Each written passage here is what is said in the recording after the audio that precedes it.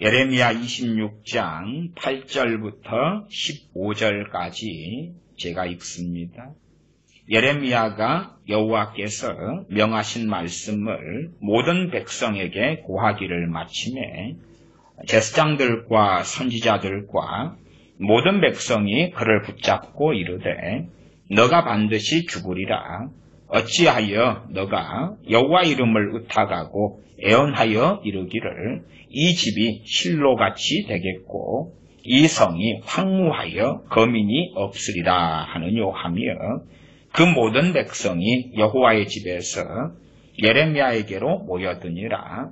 유다 방백들이 이 일을 듣고 왕궁에서 여호와의 집으로 올라와서 여호와의 집 세문 어귀에 앉음에 제사장들과 선지자들이 방백들과 모든 백성에게 말하여 가로되 이 사람은 죽음이 합당하니 너희 귀로 들음같이 이 성을 쳐서 애언하였느니라.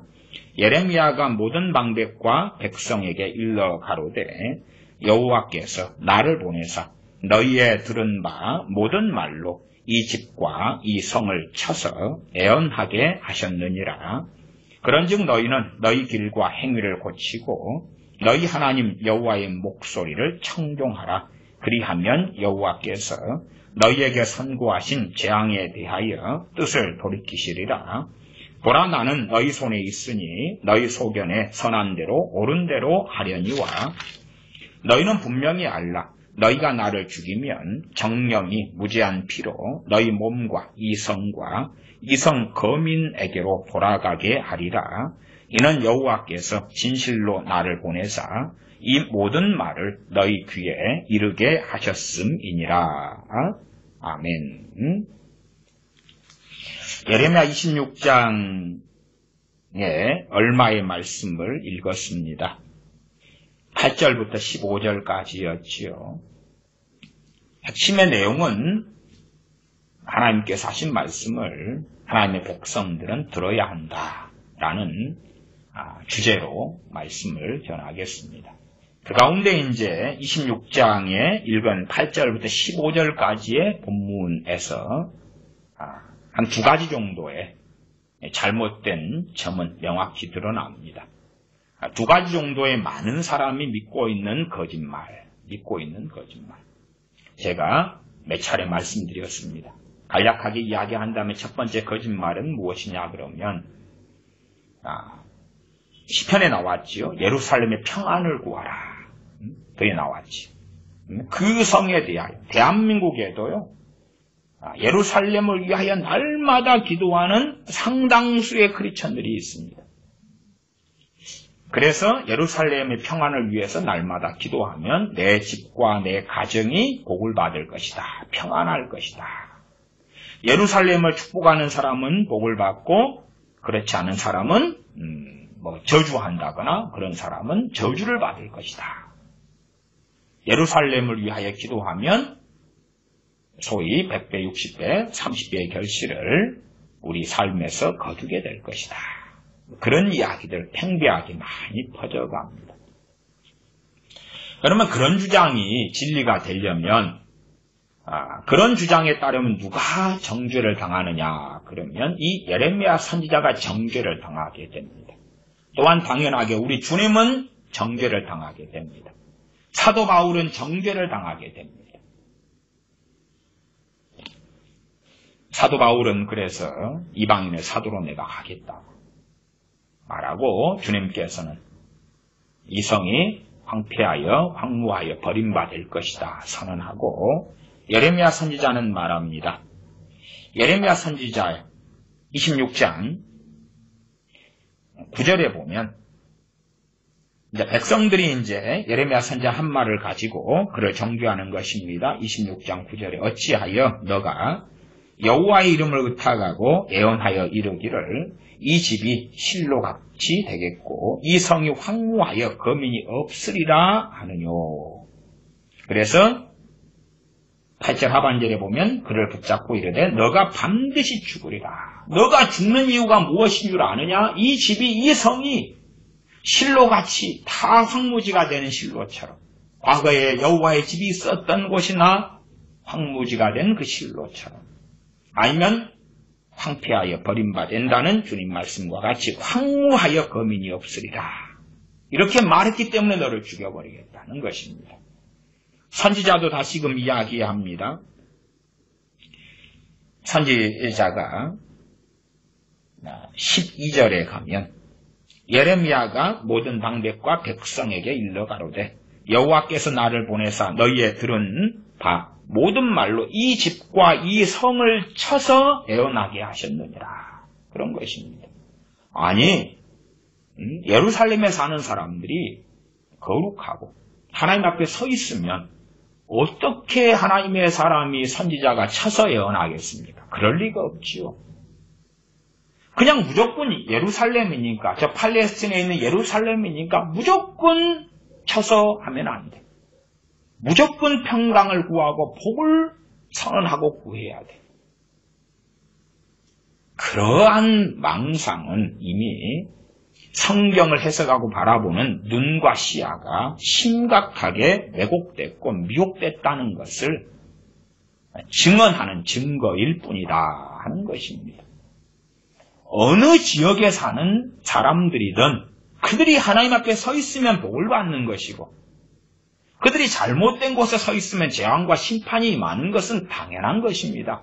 나아가 한 하나님의 사람이 그곳에 보내심을 받았는데 그들이 범죄와 죄악으로 잘못된 길에 있고 하나님의 진노와 심판이 예비되어 있다면 당연히 그들을 사랑하기 때문에 그들에게 회개하라고, 회개할 기회를 주기 위하여 하나님의 진노와 심판과 그들의 죄악상에 대하여 명백하게 증거하고 드러내며 폭로하며 책망해야 하는 것입니다. 예레미야 선지자는 그들의 죄악상에 대하여 폭로하고 책망하면서 그들에게 회개할 기회를 주었습니다. 그러나 오히려 선지자를 잡아서 죽여버린다고 사람들은 외쳤다, 그 말입니다. 선지자가 뭐라고 이야기합니까? 예레미야 선지자가 26장 13절에 그렇게 말씀합니다. 그런즉 너희는 너희 길과 행위를 고치고 너희 하나님 여호와의 목소리를 청종하라. 그리하면 여호와께서 너희에게 선고하신 재앙에 대하여 뜻을 돌이키시리라. 재앙을 선고하셨는데 아직은 시간과 기회가 있다, 그 말이죠. 그렇죠? 아니, 하나님께 선고하신 재앙을 그대로 선고하는 것이에요. 선고하는 것이. 그 이면은 아직은 시간이 있으니까 돌이키라고. 그러나 하나님의 거룩하신 이름을 두신 그 예루살렘 성에 대하여 쳐서 애원했기 때문에 너는 무조건 잘못이야. 너는 무조건 마귀 새끼야. 너는 무조건 사탄이야. 그렇게 되는 것이지요. 사람들은 이러한 예루살렘이나 남유다라면 거기에 선지자가 예레미야 선지자 같은 한 명밖에 없었을 거라고 착각합니다. 그러나 선지자들은 아주 많았습니다. 그걸 아셔야 됩니다. 선지자들은 아주 많았고 그 가운데 진실한 참된 선지자, 하나님 앞에서 살아가는 참된 선지자는 예레미야 선지자 정도밖에는 없었다, 그 말이에요. 이때에. 그리고 많은 선지자가 있었다는 것을 확인할 수 있는 것은 26장 8절이지요. 8절에 보면 예레미야가 여호와께서 명하신 말씀을 모든 백성에게 고하기를 마침에 제사장들과 선지자들과 모든 백성이 그를 붙잡고 이르되 너가 반드시 죽으리라. 누가 그랬습니까? 제사장들과. 제사장들은 하나님을 수종드는 사람들인 줄 아시죠? 성전에서 하나님을 수종드는 사람들입니다. 제사장들과 주의 종들이죠. 그 다음 선지자들과 모든 백성이 그를 붙잡고. 그러면 첫째 제사장들과 선지자들이 백성들의 지도자니까 유유상종이죠. 그들이 가리킨 사람들이 백성들이에요. 그러면 또한 함께 선동하지요. 결국은 다수란 이야기는 예레미야 정도 빼놓고는 모든 선지자가 되겠죠. 그들이 예레미야는 거짓 선지자다, 잘못된 자다 증언해 주지요. 자, 그러면은 첫 번째 이야기는 그렇죠. 예루살렘을 쳐서 예언하면 안 된다는 거지.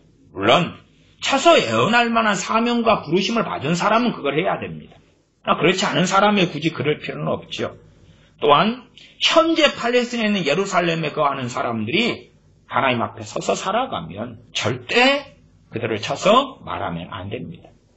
그들이 주님 앞에, 하나님 앞에 서서 주님을 메시아로 인정하고 영접하고 주님을 기쁘시게 하고 진리대로 말씀대로 살아가면 쳐서 말하면 절대 안 됩니다. 그렇지요?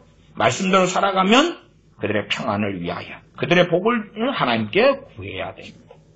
그러나 그들이 하나님과 반역하고 등을 돌리고 있으면 그들의 복을 구한다는 것은 저주받을 일이 되는 것입니다. 여러분이 김정은의 복을 구해 보십시오. 여러분이 문재인의 복을 구해 보십시오. 그것은 저주받을 일이 되는 것입니다. 악인들을 위한 복을 구한다면 우리의 형제와 이웃을 위한 복을 구해야 되고 형제와 이웃이라는 감투를 쓰고 있는데 악인들이라면 그들은 결단코 진정으로 형제나 이웃은 되지 않습니다. 악인들의 복을 구하면 저주를 받는 것입니다. 악인들은 회개할 기회가 있도록 복을 구하는 게 아니라 그들에게 책망하고 돌이킬 기회를 주어야 하는 것입니다. 듣기 싫어도 듣기 싫은 소리를 외쳐야 합니다. 그러지 기도를 통하여 그들에게 복을 구하면 하나님 복을 주시고 그 복 중에 하나는 영혼 구원도 시켜주시고 그들이 원하는 부귀영화도 악인들에게 안겨주실 것이다. 정말 말도 안 되는 그러한 비성경적인 비이성적인 몰상식적인 아주 이상한 신앙과 기독교를 만드는 것입니다. 예루살렘을 쳐서 애언한 선지자. 첫 번째 이야기지요. 두 번째는 14절 15절에 보시면 보라 나는 너희 손에 있으니 너희 소견에 선한 대로 옳은 대로 하려니와 너희는 분명히 알라. 너희가 나를 죽이면 정령이 무죄한 피로 너희 몸과 이성과 이성 거민에게 돌아가게 하리라. 많은 사람들이 순교자의 피가 흐르면 부흥이 올 것이다 주장해 왔어요. 그러면 이 예루살렘 성도 마찬가지입니다. 부흥이 오려면 첫 번째 누구를 죽이면 됩니까? 예레미야 선지자를 죽이라고 말. 두 번째 지금 여기에 선지자들이 많이 모였죠? 걔네들도 같이 죽여버리는 거예요. 그 다음에 그것만 죽이면 부흥이 약할 것 같으면 제사장들, 그 주의 종들인 제사장들도 같이 죽여버리라 그 말이에요. 그러면 예루살렘에 뭐가 옵니까? 부흥이 오겠지. 정말로요? 그래서 순교자들의 피가 흐르면 부흥이 온다는 이 얼토당토 않은 이야기들이 얼마나 많이 퍼져왔는지 모릅니다. 물론 그럴듯한 예제를 듭니다. 그럴듯한 예화를 들고 해석이 얼마든지 다를 수 있는 역사적 사건들을 듭니다. 그러나 어떤 사건들은 보는 관점에 따라 항상 다른 것입니다. 달라요. 스데반 집사님이 순교함에 핍박이 일어났지요. 그러지 부흥이 온 것이 아닙니다. 물론 부흥이 온 데가 있어요.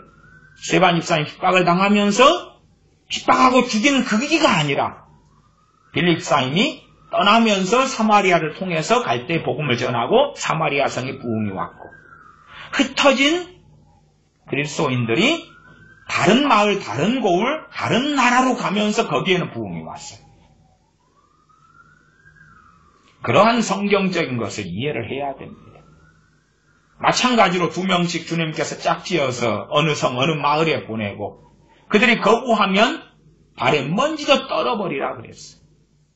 거부해도 그런데 죽여버리면 심판이 임하고 저주와 재앙이 임하는 것입니다. 그래서 한편으로는 순교자들이 나타나고 순교 사람을 죽이는 거예요. 크리스천들을 죽이고 그 다음에 이제 무엇이 일어납니까?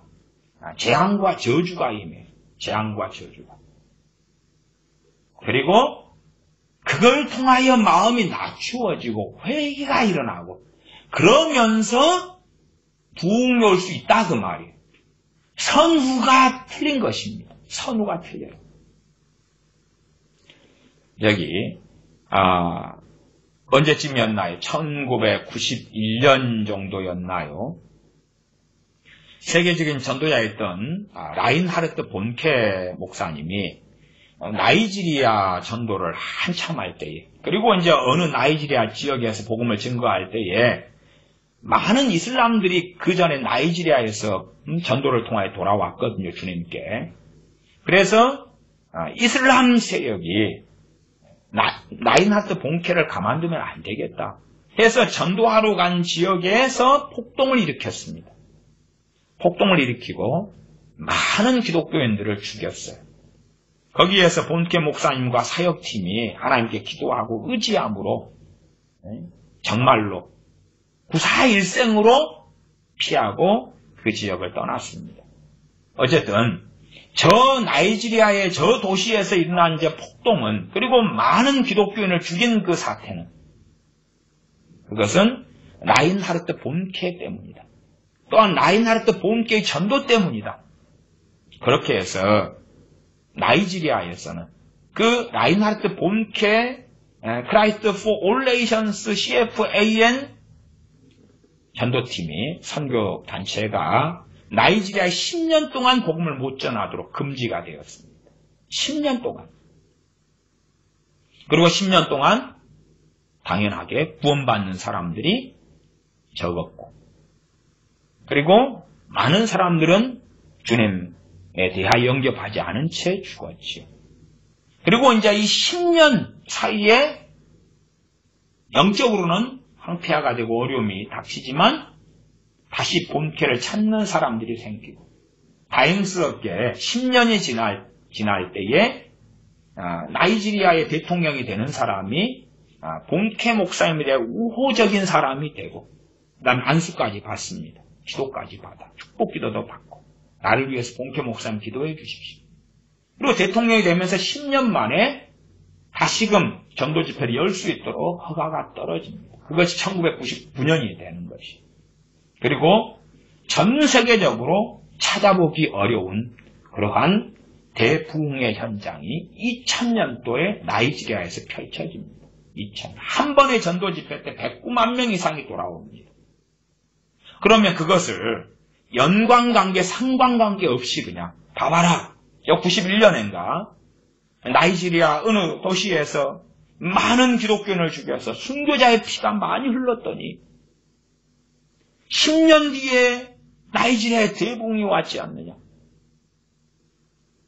그렇게 따지면 북한에는 곧 대부흥이 올 것 같아요. 왜? 제학교의 기독교인들을 많이 죽였습니다. 대부흥이 오는데 시간이 많이 걸리네요. 왜? 언제 대량으로 죽였습니까?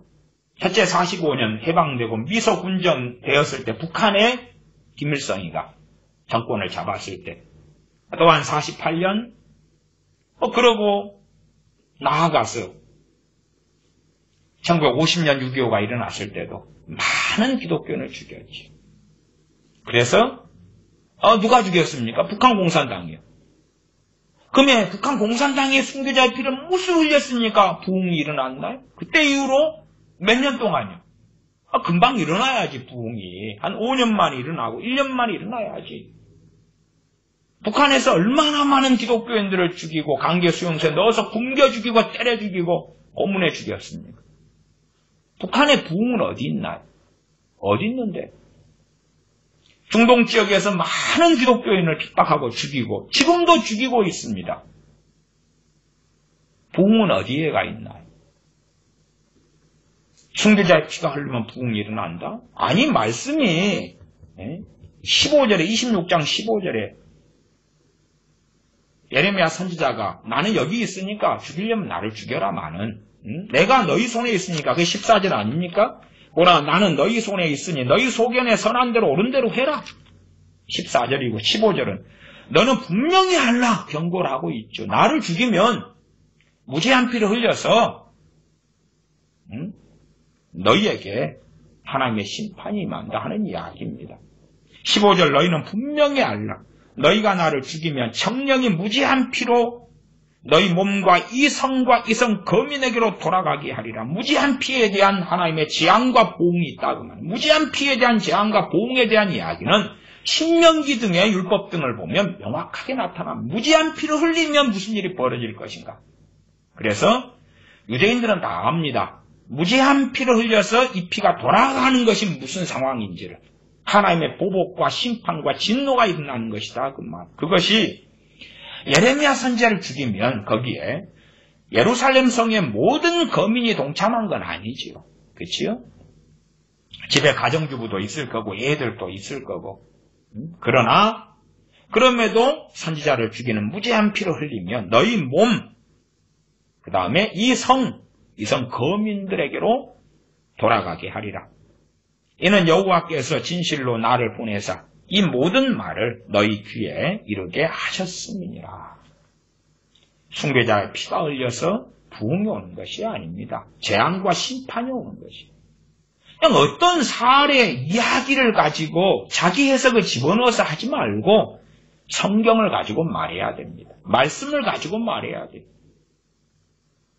대한민국 사태도 해결하는 게 쉽겠네요. 대한민국에 부흥이 일어나면 주사파도 회개할지 모르잖아요. 대한민국의 기독교인 1000만 명 가운데 한 몇 명만 죽어주면 됩니까? 한 1000명만 죽어주면 되겠네. 1000명만 죽어주면. 1000명의 피만 흘리면 되겠네. 그러면 차라리 한반도에 대부흥이 오는 방법도 쉬울 것 같아요. 왜냐하면 대한민국 공산화되거나 아니면 북한군이 침략하면 되거나 아니면 순교라 그래야 될지 전쟁의 희생이라 그래야 될지 모르지만 김정은이가 핵미사일 하나 날려주면 될 것 같아요. 북한군이 와서 한국에 있는 대한민국에 있는 기독교인을 좀 상당히 죽이면 그렇죠? 제2의 한국전쟁이 벌어지면 대붕이 일어날 거 아니에요. 왜냐하면 한국의 인구 가운데 20%가 기독교인이기 때문에 북한군이 죽이면 다 순교하는 모양이니까 어떤 사람들의 견해상 순교자다.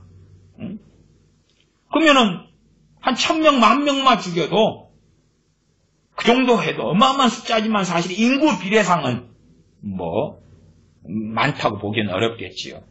그래도 그 정도면 어마어마한 숫자니까 1000명만 기독교인이 죽으면 그 다음에는 침략에 왔다가 김정은이도 회개가 터지고 북한 공산당도 회개가 터지고 주사파도 회개가 터지고 문재인이도 회개가 터지고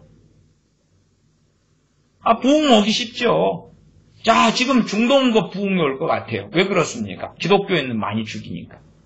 인도도 부흥이 올 것 같아요. 많은 나라들 지금 어제도 그제도 계속하여 기독교인들 죽인 사례들 뉴스들이 나오고 있습니다.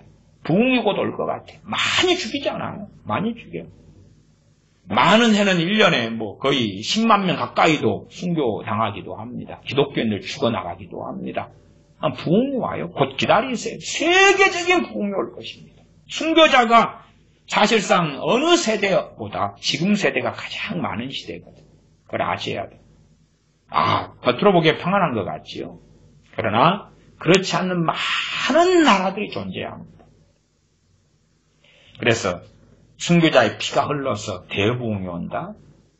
그건 하나님의 긍휼 때문에 그런 것이. 그리고 하나님의 진노와 재앙이 임한 다음에 얼마가 마음을 낮추어서 그런 것입니다. 하나님의 재앙과 진노를 당한 다음에 겸비케 되어져서 엎드리고 하나님의 긍휼을 입을 수 있게 되어서 그러는 이유들이 많아요. 그러나 인과관계, 상관관계 없이 과정 없이 건너뛰어 버리면 저 나이지리아도 10년을 그냥 건너뛴 다음에 그 다음에 봐봐라 많은 기독교인을 나이지리아에서 죽였기 때문에 10년 뒤에 2000년도부터 대부흥이 온 것 아니냐 그런 소리를 하면 그건 참담한 소리입니다. 그렇게 되려면 기독교인 당신들부터 어디 가서 죽어라고 말해. 어디가 죽으면 될 거 아니에요. 중동을 구원하려면 중동에 가서 공개적으로 복음을 전해. 그리고 감옥에 들어가고 잡혀 죽거나 테러 당하거나 그러라고 말이에요. 그럼 부흥이 올 거 아니에요. 정말 어디 성경의 말씀도 아니고 이상한 찌라시를 전하는데 이건요 좌파가 찌라시를 전하는 것보다 무서운 것입니다. 좌파 언론들이 거짓 뉴스를 진짜 뉴스라고 전하는 것보다 더 무서운 것이에요. 왜? 그냥 일반 뉴스도 아니고 진리에 대한 문제인데 진리를 왜곡하고 거짓말을 한다는 것은 얼마나 무섭습니까? 오늘의 주제의 말씀은 15절 하반절입니다. 이는 여호와께서 진실로 나를 보내사 이 모든 말을 너희 귀에 이르게 하셨음이니라. 하나님께서 예레미야 선지자를 보내서 말씀하게 하셨어요. 우리의 망상은 그런 게 있습니다. 어떤 망상이 있냐 그러면 하나님께서 누구를 통해 보내가지고 말씀을 전하면 나는 듣고 알 수 있을 거야. 그런 망상이 있어. 하나님께서 누구를 통해 말씀을 전하면 내 마음이 감동될 거야. 왜요? 사람들은 다 자기 의 속에 깊이 들어가 사는 경향이 있습니다. 나는 그래도 하나님께서 불쌍히 여기시고 하나님께서 긍휼히 여기시고 또한 그래도 어느 정도의 순위권 안에 들 정도의 경건과 믿음과 신앙을 가지고 있어. 나는 하나님과 동행해. 아니면 그래도 하나님께서 내게 말씀하실 때에 나는 듣는 귀가 있어. 나는 영안이 열렸어. 들을 수 있는 귀가 있어. 그러한 어리석음과 착각 속에 있기 때문에 이 당시의 유대인들 같은 경우 이 유다인들이 남유다의 예루살렘 거민들이나 제사장들이나 선지자들이나 백성들이나 참된 선지자 예레미야가 하나님의 말씀을 증거할 때에 너무나 불쾌했고 성질났고 그를 죽여버리고 싶었다고 말이에요. 왜? 하나님의 거룩한 이름을 두신 도성인 예루살렘을 쳐서 또한 이 집은 성전을 야기합니다. 하나님의 이름을 두신 성전을 쳐서 예언하며 저주받을 놈 죽일 놈이 된 거죠. 그리고 너는 정령이 죽을 것이다. 선언한 것입니다. 하나님께서 주신 말씀인데 하나님 말씀이 아니라 이건 미친놈의 정신 나간 소리거나 혹은 마귀가 뒤에 잡혀있는 자의 소리거나 하나님에 대하여 반역하는 자가 외치는 소리로 들렸다. 그 말이에요. 마찬가지입니다. 어느 시대의 교회든지 많은 크리스천들이 그러한 자기의 속에 빠져서 나는 경건해, 나는 고상해, 나는 깨끗해, 나는 하나님께서 사람을 통해 말씀하시면 나는 들을 기가 있어, 알아먹을 거야, 알아들을 거야 생각합니다. 마치 이 많은 선지자들 가운데 한 명의 선지자가 예레미야였을 뿐이다 그 말이에요. 그러나 우리는 바른 말씀을 들은 사람들의 후회로 생각하는 그런 것처럼 내가 그 자리에 있었으면 나는 알아먹었을 거야. 나는 깨달았을 거야. 나는 들었을 거야 생각하는 거지. 그리고 성령으로부터 하나님께로부터 오는 바른 메시지라면 나는 받아들였을 거야. 그러나 내 마음에 받아들여지지 않아. 그것은 하나님께로부터 온 것이 아니기 때문에 그래요. 주님께서도 끊임없이 말씀하실 때 반복적인 메시지 중에 하나가 뭐냐 하면 들을 귀 있는 자는 들을지어다 하는 것입니다. 들을 귀 있는 자는 들을지어다 하는 것이 들을 귀가 있으면 듣는 것이고 그렇지 않으면 못 들어. 주님이 듣게 해주시는 게 아닙니다. 예제로 마가복음을 봐보겠습니다. 마가복음 4장입니다. 예레미야 선지자가 외쳤을 때에 들을 귀 있는 사람은 거의 없었습니다. 거의 없었어요. 그러나 하나님께서는 하나님의 백성들에게 선지자를 보내셔서 하실 말씀을 하셨습니다. 그리고 대다수의 선지자들은 하나님께서 주시는 말씀을 받을 수도 없었고 전할 수도 없었습니다. 거짓 선지자들이었다 거짓자가 붙지는 않습니다. 예레미야서를 보면 그렇습니다. 마가복음 4장을 보시면 몇 번에 걸쳐서 그런 말씀이 나와 있습니다. 씨 뿌리는 비유의 말씀이니까 4장 9절로 갑니다. 9절. 씨 뿌리는 비유를 먼저 말씀하시고 4장 9절에 또 이르시되 들을 귀 있는 자는 들으라 하시니라. 들을 귀 있는 자는 들으라 말씀하십니다. 주님께로부터 말씀이 증거되었을 때에 들을 귀 있는 자는 별로 없었다 그 말이에요. 아, 이건 하나님께서 그 아들을 통해서 하시는 말씀이구나. 주님께서 내가 이루는 말은 내가 하는 말이 아니요, 내 아버지께서 내게 이루신 것을 내가 말씀한다 말씀해 오셨지요. 듣는 사람들이 이건 아버지 하나님께로부터 비롯되는 말씀이 아니야, 이건 아버지 하나님께로부터 오는 말씀이야 라고 들었던 사람은 소수, 나아가 극소수였습니다. 많은 사람들은 생각합니다. 나는 들을 귀가 있어, 나는 알아먹을 거야 생각합니다. 나는 알아먹을 거야. 지난 시간에 치유의 믿음에 대한 설교를 했습니다. 치유의 믿음. 그리고 이제 그 가운데 제가 목회했던 교회에 교우에게 있었던 비극적인 이야기 하나를 했습니다. 물론 그런 사건들은 좀 많이 있습니다만 그 중에 하나의 예시를 들었습니다.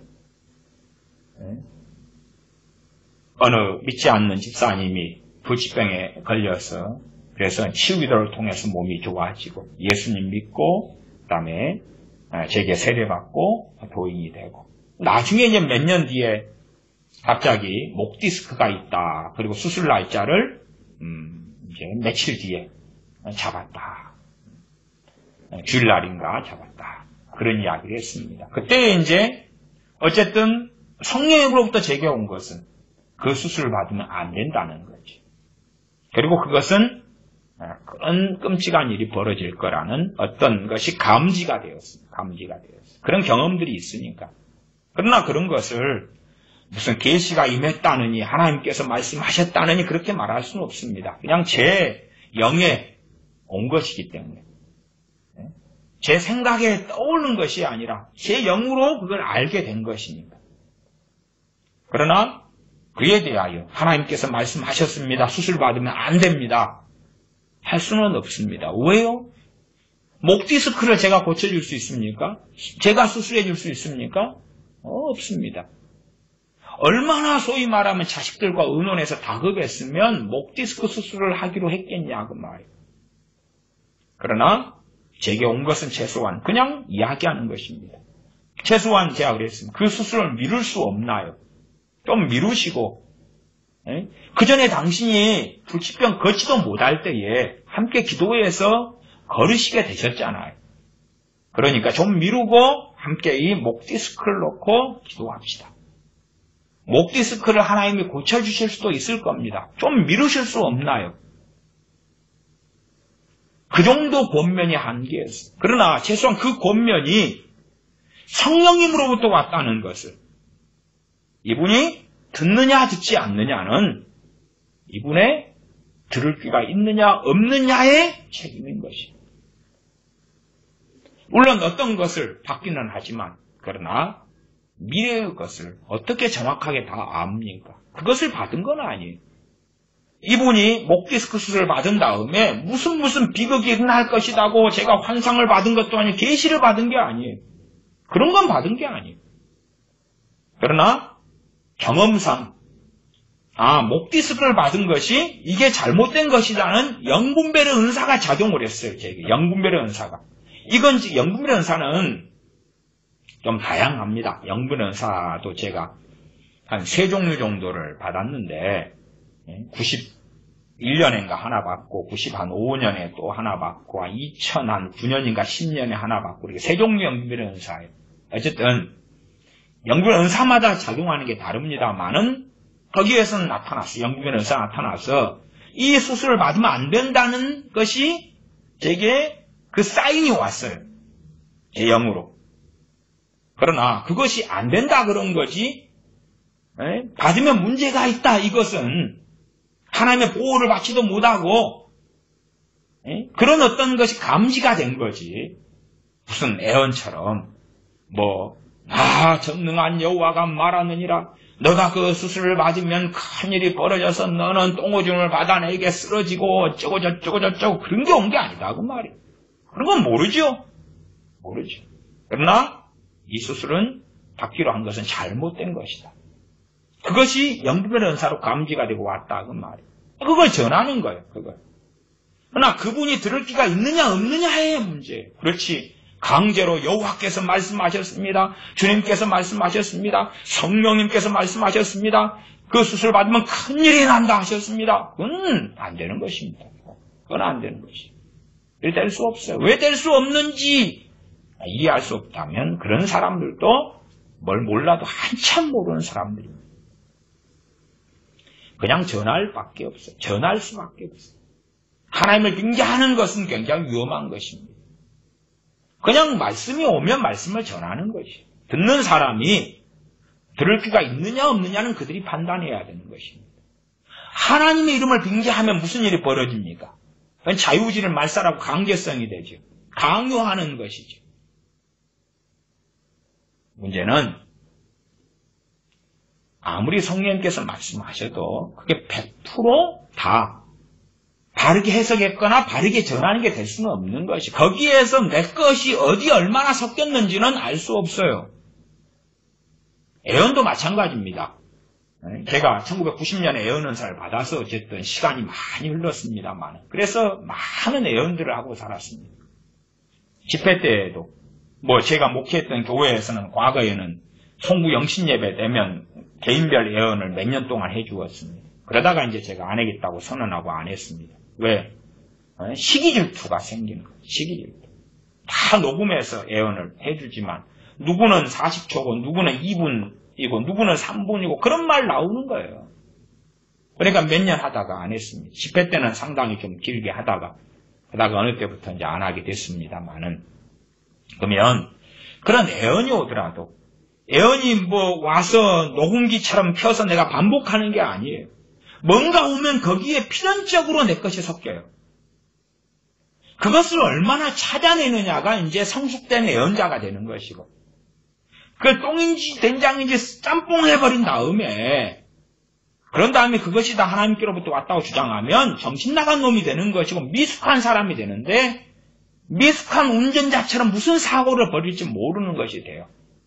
그래서 우리가 하나님께로부터 온 어떤 것을 전한다 할지라도 하나님께서 하셨습니다. 이렇게 말씀하셨으니까 그대로 해야 됩니다. 라고 절대 빙자를 못해요. 그걸 하면 큰일 나는 것입니다.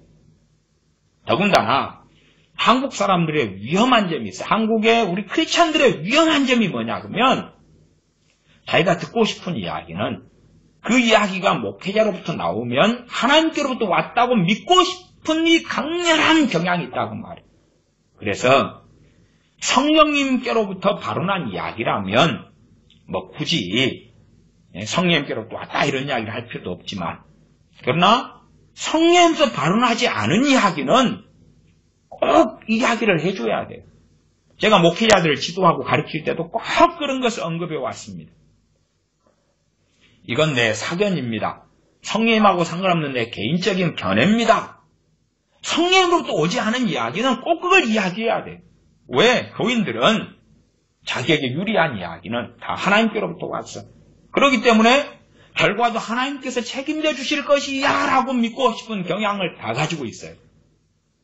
그렇기 때문에 제가 목회자들에게는 개인적으로는 최대한 이야기하지 마시라. 주님으로부터 뭔가 오지 않았으면 왔다 그래도 문제가 되는데 섞인다 그 말이에요. 근데 오지 않았는데 개인 의견을 물을 때 이야기해버리면 그 사람들은 하나님을 빙자해서 생각하게 될 것이다. 그리고 그런 것이 쌓이면 비극은 필연적으로 벌어질 것이다. 그게 한국의 기독교인들, 크리스찬들의 생각하는 방식이 상당히 있거든요. 그래서 되도록이면 개인 의견은 이야기하지 말아야 된다. 개인 의견은. 그리고 성령님께로부터 왔다 그래도 성령님께서 말씀하셨다도 안 하는 게 필요하다.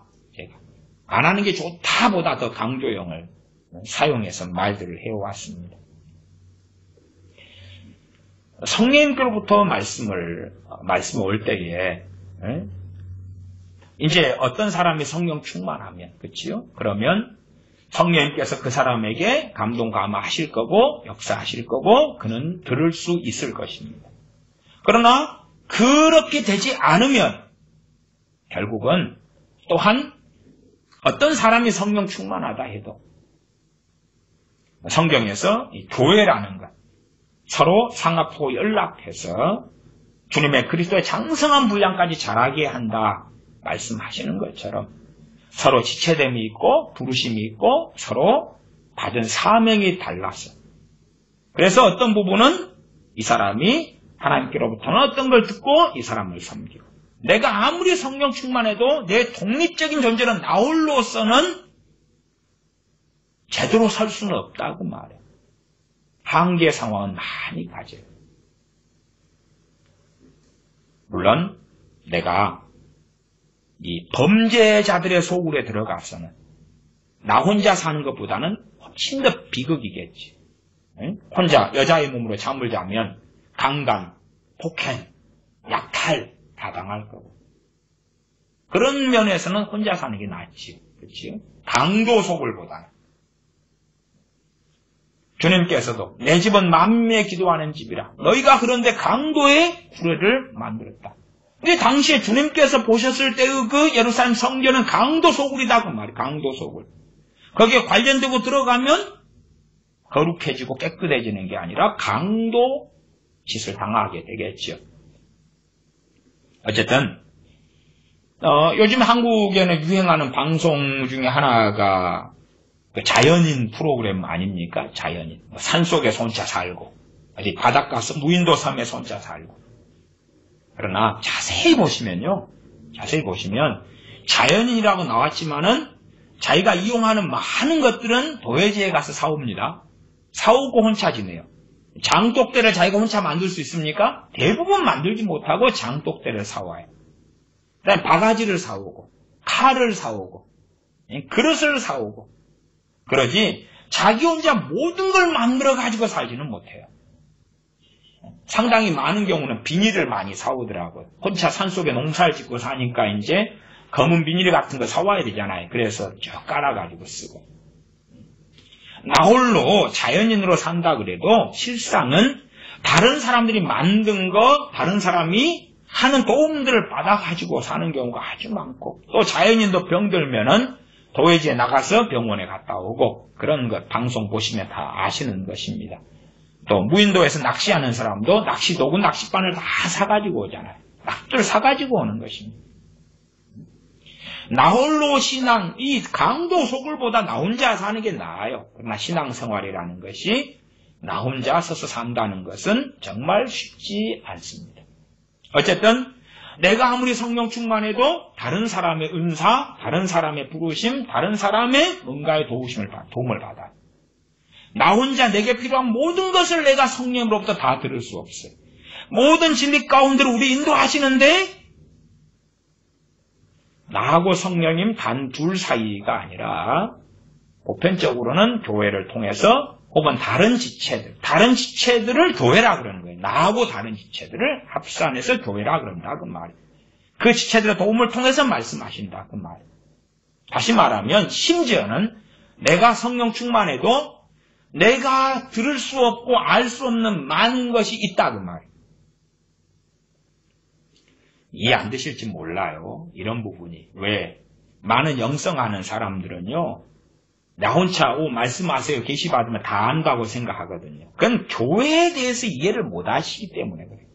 알지 못하기 때문에.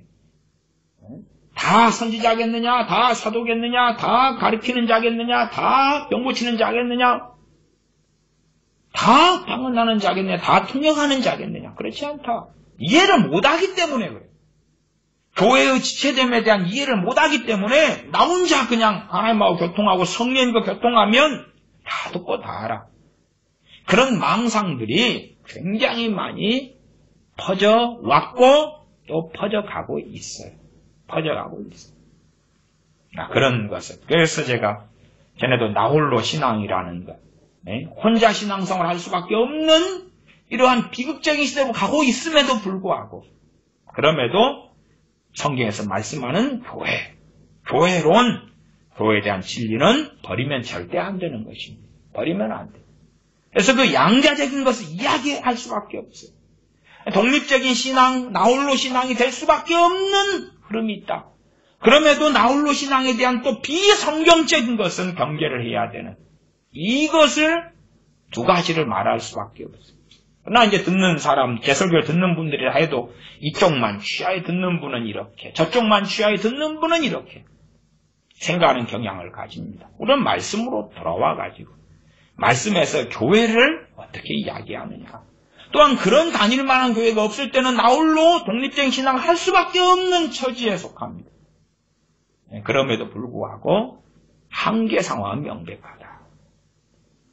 아무리 내가 성령 충만해도 내가 모든 지체를 내가 다 가지게 되는 건 아니니까 받을 수 없고 들을 수 없는 것들이 생겨난다. 그런 이야기입니다. 나아가서 이제 내가 영적으로 병들어갈 때는 어떤 면에서 거의 최후의 보루처럼 내게 말씀하실 때는 다른 사람을 통해 말씀하신다는 거예요. 다른 하나님의 사람들을 통해서 말씀하신다는 거예요. 그걸 아셔야 됩니다.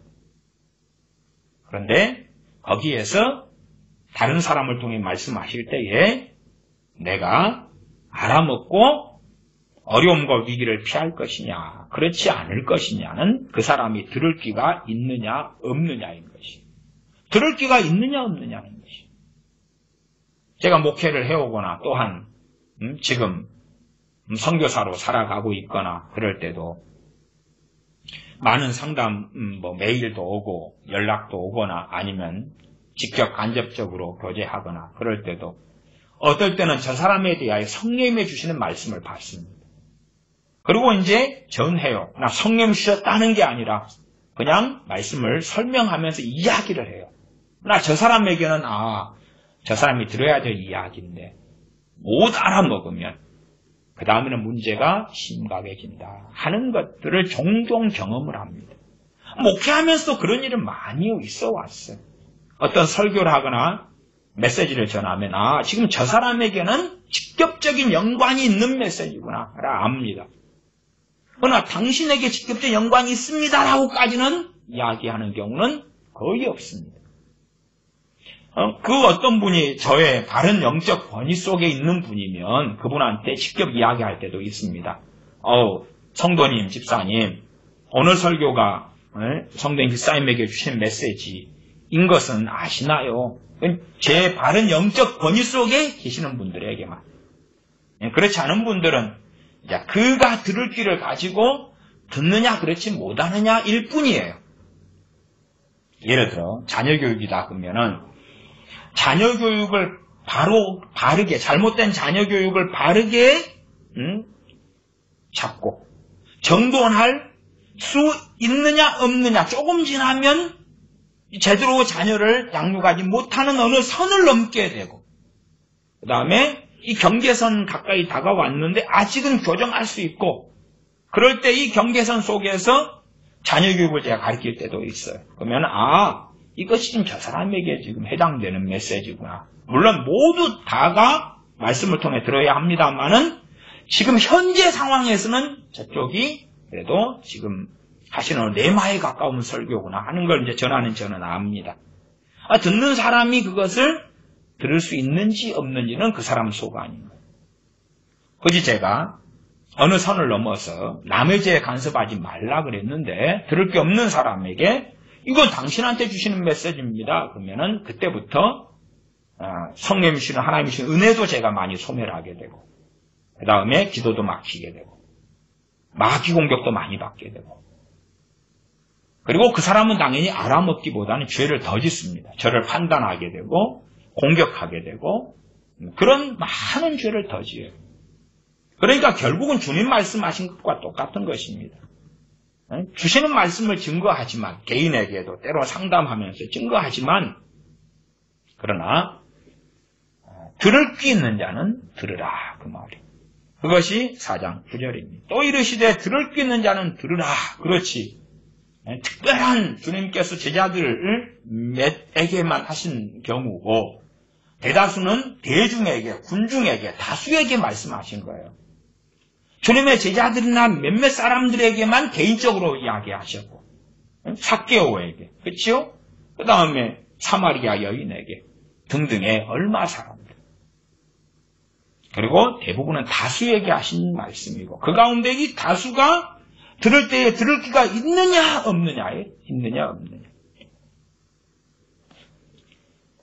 어쩔 수 없이 들을 귀가 없는 사람에게도 말씀을 증거해야 될 때들이 많이 있습니다. 그것은 나중에 심판하실 때에 하나님께서 심판하실 때 이기시려고 다 그게 증거가 되고 그리고 상대방이 변명하지 못하게. 자, 나는 다른 사람들 통해서 너에게 너의 중요한 기로 때에 말해왔다. 이야기해왔다. 명백하게 눈을 떠서 보아라. 그리고 다 보여주시고 증언하시고 알려주실 때가 심판 때가 될 것입니다. 하나님, 나는 하나님을 믿는다고 믿었는데 이 어려움 가운데 이 비극 가운데 심지어 내가 주님을 배반하고 떠나가기 전에 내게 알려주셨어야 되지. 아니면 신천지 이단에 빠졌다고 합시다. 빠지기 전에 대부분 신천지에 빠지는 사람들이 크리스천들입니다. 뭐 이번에 신천지 2인자 된 사람이 나와가지고 신천지의 위험성 뭐 그런 걸 이야기했다 그래요. 저는 별로 탐탁하지는 않습니다. 왜요? 믿거나 말거나입니다만은 나온 기사와 자료가 신천지 2인자가 나왔다 그러면서 막 그 사람이 뭘 이야기하는데 신천지 2인자가 무슨 짓을 했겠습니까? 신천지 2인자가 나와서 신천지 나빠 그러면 면제 봅니까? 이제 그 사람 불러서 뭐 교회들 집회들 많이 하겠네요? 신천지 2인자가 신천지에 나왔습니까? 저는 한국교회를 볼 때 정말 희한하다. 신천지 2인자가 뭐 그렇게 살아왔습니다. 무슨 짓을 했겠냐 그 말이 지금까지 2인자가 누가 주사파에서 다 나는 전향했어. 그리고 이제 증언하면 그 사람 무죄가 됩니까? 그 안에서 해왔던 짓들은 그렇게 간단한 이야기가 아니지요. 주사파로서 해왔던 짓도 간단한 이야기가 아니지만 영혼에 대한 문제, 구원에 대한 문제, 진리에 대한 문제에서 신천지 2인자로 살아왔다? 이제 나는 거기서 나왔으니까 그리고 신천지 나빠 그리고 강연하고 다니니까 우와 당신 그리고 떠올려줄 거예요? 그렇게 쉬운 문제 같습니까? 어쨌든 자 어느 A라는 장로, 집사, 권사, 목사가 신천지로 빠질 때에 그가 하나님의 백성이라면 경고를 하겠죠. 경고를. 뭐 그 사람이 이제 신천지가 진리다고 생각하고 살다가 죽어서 갔더니 지옥인 거라. 나중에 주님의 심판대 앞에 섰을 때, 백보자 심판대 앞에 서거나 심판대 앞에 섰을 때에 그때에 왜 내가 나는 신천지가 진리인 줄 알고 이제야 진리를 찾았다. 그리고 신천지로 갔습니다. 그런데 왜 나를 말리지 않았습니까? 내가 하나님의 자녀였다면 나를 못 가게 막으셨어야 되지요. 내가 신천지로 못 가게 혹은 구원파로 못 가게 여호와의 증인에 못 가게 이단 사이비가 되지 않게 나를 막으셨어야 될 거 아니에요. 왜 안 그러셨어요? 그러면 하나님께서도 내가 이렇게 사람을 통해서 너에게 경고했다. 그러나 너가 듣지 않았다. 들을 귀는 너가 가지는 거지. 그치요? 자기가 가져야 돼. 물론 정말로 우리가 하나님 앞에 서서 살아간다면 그렇지요? 그리고 들을 귀가 없다면 그때는 들을 귀를 주시는 하나님이시기도 합니다. 사도행전에 사도 바울이 복음을 증거할 때에 자주장사 루디아 같은 경우는 하나님께서 그 마음 문을 열으셔서 사도 바울을 통하여 주시는 하나님 말씀을 듣게 하시니라라고 기록합니다. 왜? 그 루디아는 하나님을 경외했기 때문에 들을 귀가 없는데 마음을 열어주신 거예요. 그런 예외가 존재합니다. 그러나 그런 예외 빼놓고는 들을 귀는 내가 가지고 있어야 한다. 내가. 그래서 들을 귀 있는 자는 들을지어다 그러는 거지. 자, 들을 귀 없는 자 무료로 들을 귀를 나누어 줄게. 하나씩 가져가. 가져가서 아니면 들을 귀가 있도록 내가 축복기도 해주마. 주님께서. 생각해 보세요. 요즘에 이런 이상한 안수기도 이렇게 비성경적인 안수기도가 난무하는 것입니다. 그러면 주님께서 주님 말씀 듣는 이 사람들한테 자, 이리 와. 들을 귀가 있도록 다 안수기도 해줄게. 주님이 한 서너 시간 투자하셔가지고, 들을 귀가 있을지어다. 들을 귀가 있을지어다. 탁탁탁 하니까, 이제 그 다음에 10불은 비유를 말씀하시니까, 얼마 전에 축복기도 받았잖아요. 주님의 들을 귀 있을지어다. 안수기도 받았으니까, 잘 알아듣게 되는 거예요. 깨닫게 되는 거예요. 아니면 믿음의 책임도 우리에게 있는 것인데 마치 하나님께 있는 것처럼 주님이 안수기도 해주시는 거예요. 믿음이 있을지어다. 믿음이 생겨날지어다. 죽은 자를 살리고 막 이런 믿음이 있을지어다. 믿음이 있을지어다. 쫙 안수기도 해주시니까 몇 시간 얼쳐서 그러니까 이제 주님 말씀 들으니까 믿음이 펑펑펑펑 쏟아나는 거예요. 안수기도 받을 때 대단한 믿음이 오는 거예요. 그러면 주님이 맨날 안수사역만 하시는 거예요. 안수사역만 하시는 거예요. 얼마나 좋습니까? 세례도 주님께서 행하시는 건 별로 없고 주님의 사도들 제자들이 대부분 했다 그랬습니다. 그러면 세례하려면은 그 사람을 강 속에 데려가가지고 그때는 침례기 때문에 직접 그냥 머리에 손 얹고 쫙 집어넣었다 꺼내거나 그러면 그때도 안수도 함께 하지. 뭐 얼마나 좋아요? 그러니까 주님께서 야 내가 너희를 사랑하기 때문에 내 제자들의 손에 맡겨두지 않고 내가 직접 다 하겠다. 이리 와 이리 와. 이리 와. 너 내가 세례줄게. 침례줄게. 이리 와. 그 다음에 들어와. 그 다음에 들어와. 그 다음에 들어와. 너 왜 안 그러셨을까요? 왜? 그래서 우리는 목사들을 통한 굉장한 샤머니즘, 굉장한 신비주의 속에 아주 많이 들어있기도 합니다. 저는 안수의 교리에 대하여 설교를 여러 차례 했습니다. 정말 중요한 것이 안수다. 그러나 반대로 오랫동안 가짜 안수, 거짓 안수 속에서 거짓 샤머니적인 믿음을 발전시켜 온 것이 우리 한국교회이다. 그런 말이에요. 두 가지를 다 이야기할 수밖에 없는 거예요. 안수가 얼마나 중요한지. 그러나 또한 잘못된 안수, 거짓 안수, 비성경적인 안수가 얼마나 흥행해 왔는지 얼마나 위험한지. 두 가지를 다.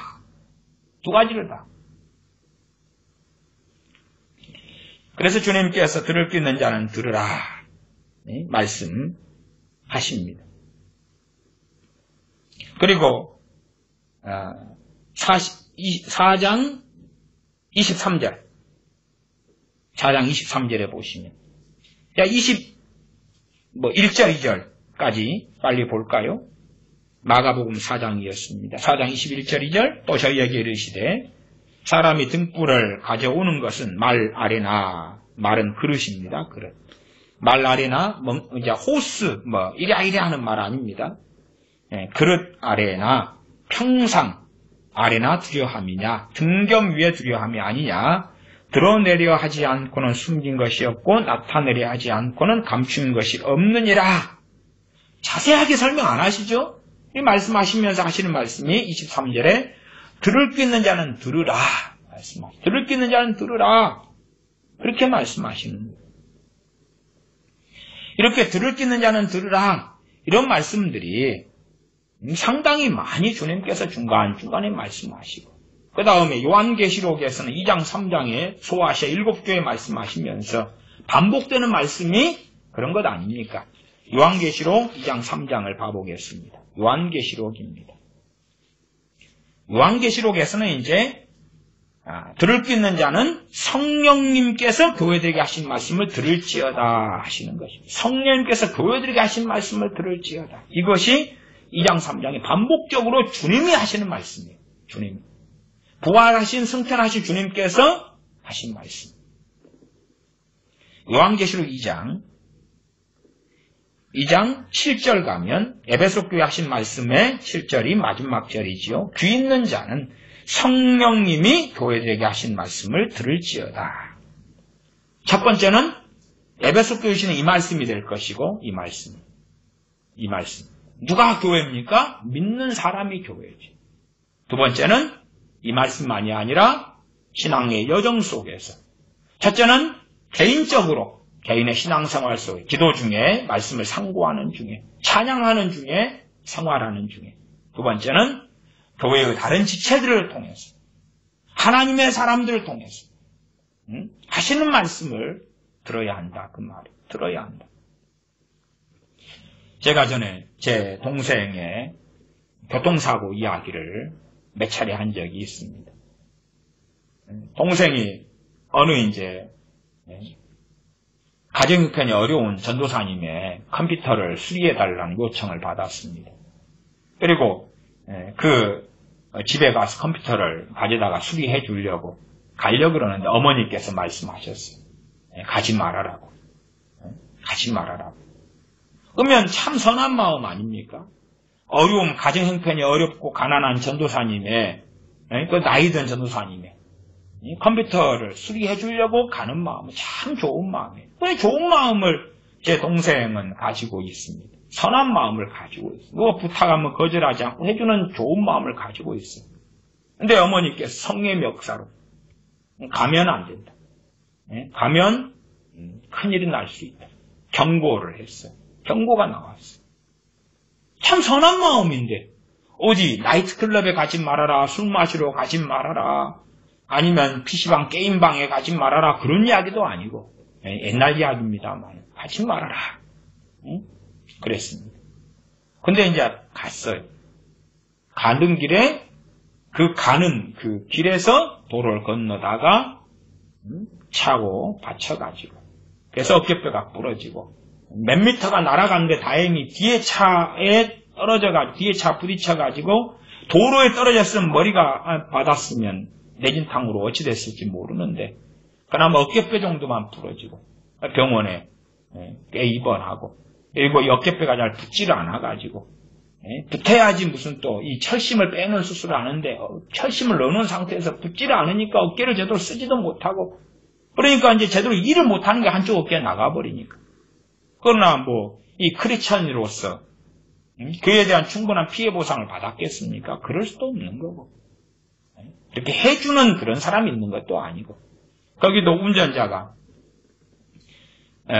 아빠가 했는데 무슨 문제가 있으니까 딸로 바꿔버렸더라고요. 몰래.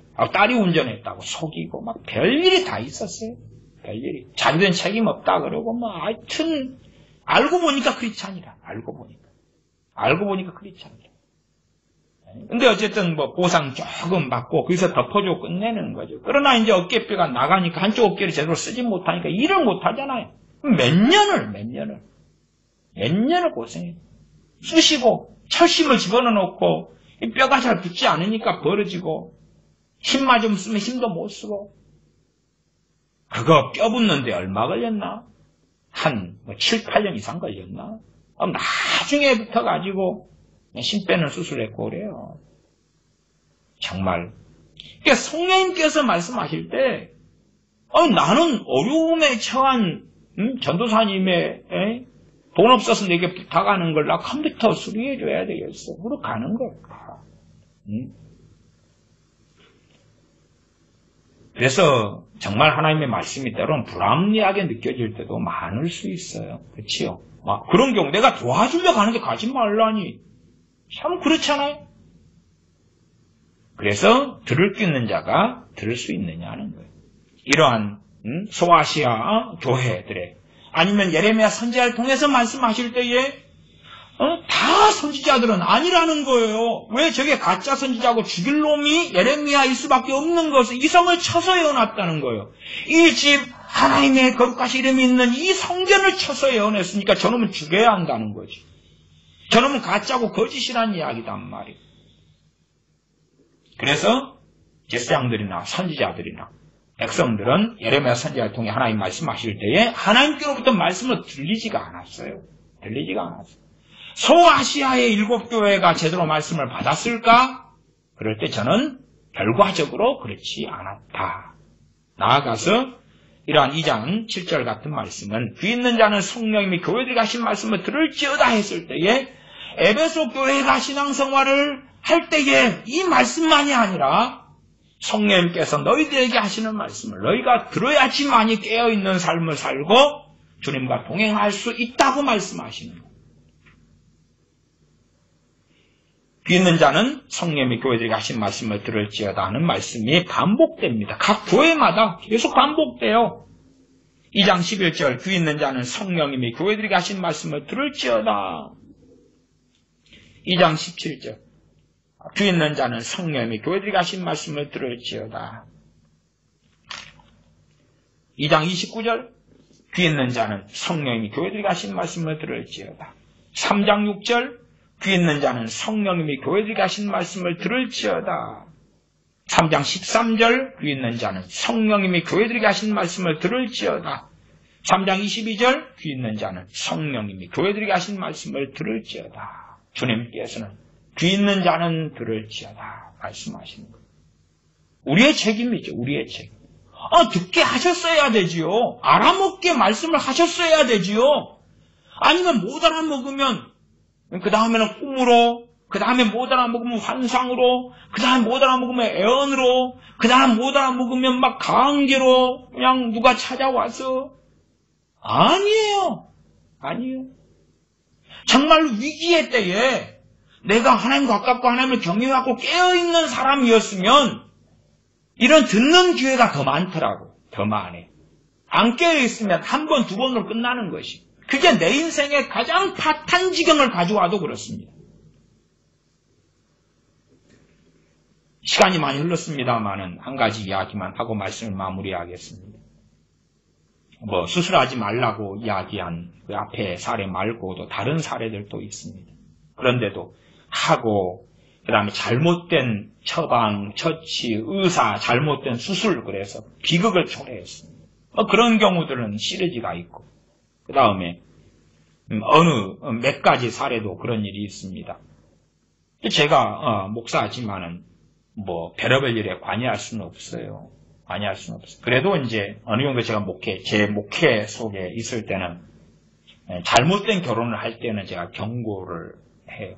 그래서 이제 어느 커플이 연애할 때에 제가 그 커플에 대해 그런 이야기를 했어요. 나중에 당신들이 깨질 수도 있다. 아니면 잘못된 길에 들어갈 수도 있다. 그런 이야기를 쭉 한 적이 있어요. 그리고 이제 몇 년의 시간이 흘렀어요. 근데 이제 그 남자 형제 측에서 잘못된 선택과 길을 걸어가게 되었어요. 그래서 제가 결혼하려는 자매에게 관계를 끝내는 것이 좋을 거다. 관계를 정돈하는 게 좋을 거다. 내가 언젠가는 자매한테 이야기를 하게 될 수도 있다고 몇 년 전에도 경고를 했어요. 그거에 제 목회 속에 있으니까. 그래서 이제 결혼을 결정하려 그럴 때에 다시 생각하고 다시 기회를 가져라. 그러나 내가 볼 때 그 결혼으로 들어가면 비극 속에 들어가게 될 거라. 근데 어쨌든 그 관계 속에서 이제 무슨 일이 제가 알지 못하는 어떤 일이 많이 있었는지 결국은 당연히 이제 제가 하나님께로부터 이 말씀이 왔습니다 이야기는 안 하죠. 그냥 그렇게 이야기하는 거예요. 눈에 보이는 어떤 이야기를 하는 거예요. 그리고 이제 그걸 통해서 거기에가 그 가정, 그 부모님 가정, 그 형제, 그 다음에 그 언니네 가정, 몇 가정이 다 연결돼 있었어요. 그 가족들이 이렇게. 당연히 다 나갔어요. 왜? 결혼했으니까. 결혼하고. 목사님 우리 결혼을 반대했지. 내 조카의 결혼을 반대했지. 그렇게 됐어요. 다 나갔어요. 이제 간단한 이야기만 하면 그 남자의 집안에 가지고 있는 빚만 10억 되는 우스운 빚이고요. 그리고 이 남자 형제도 자기 집에 그렇게 빚이 있는지도 몰랐어요. 숨기니까. 부모가 다 숨겼거든요. 그 다음에 결혼한 다음에 이 빚을 다 갚아라고 터뜨렸어요. 그러나 이제 결혼하기 전에 우리 교회는 다 떠났고, 그 다음에 막상 뚜껑을 열고 결혼해 보니까 비극은 터졌죠. 어쨌든 근데 그 전에도 빚이 엄청 많다는 이야기는 이제 들려왔어요. 그러나 이제 둘이 연애하면서 관계가 어찌 됐을지 모르죠. 이제 일찍 남녀 간에 관계들이 있었을 수도 있고, 그까지는 우리가 다 알 수 없는 이야기니까. 어쨌든, 이제, 그런 결혼이, 제게, 그 결혼을 하면 안 돼, 이런 감지된 것이, 어쨌든 제 개인적으로는 성령님께로부터 안 왔으면 좋겠고, 저도 그렇잖아요. 성령님께로 안 왔으면 좋겠고, 그게 제 개인의 사견이었으면 좋겠고, 지금도, 그 다음에, 그 결혼한 지가 시간이 많이 흘러갔고, 또 그래서 몇 가정이, 손 목사님 의견에 동의할 수 없어. 그리고 이제 다 떠나들 가셨는데, 좋은 결혼이었고 해피 엔딩이었으면 좋았겠어. 또 뭐 지금 해피엔딩 이제 소식을 들은 지 오래됐으니까 안 들은 지 오래됐으니까 몰라요. 뭐 상당히 많은 빚을 다 갚았을 수도 있고 몇 년 사이에 그 다음에 더 아름다워졌고 좋은 결혼으로 증명됐을 수도 있어요. 모르니까 그랬기를 바라는 거지. 그랬길.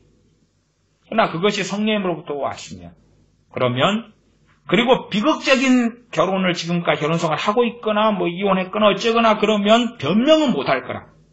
변명은 못할 거라. 최소한 들을 귀가 있는 사람 누구에 있었어요? 하나님으로부터 들을 귀를 가진 사람, 성령님으로부터 들을 귀를 가진 사람은 어떤 이야기가 출처가 그 사람인지 아닌지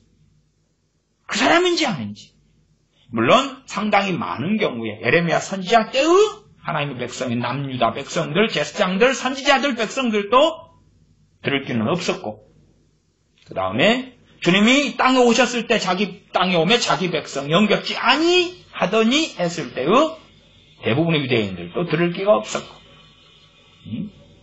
그랬던 것처럼 그 들을 귀는 우리의 책임이고 소관이기 때문에 우리는 우리의 어떤 어려움의 때, 위험의 때, 문제의 때에 명백하게 우리가 하나님을 경외하고 자꾸 의지하는 것만큼 우리가 깨어있다면 우리에게 직접적으로 성령님이 감동하시고 감화하시고 말씀하실 거고 그 다음에 우리의 영역이 아니다 그러면 다른 부르심을 가진 지체를 통하여서 말씀하실 수 있으실 거고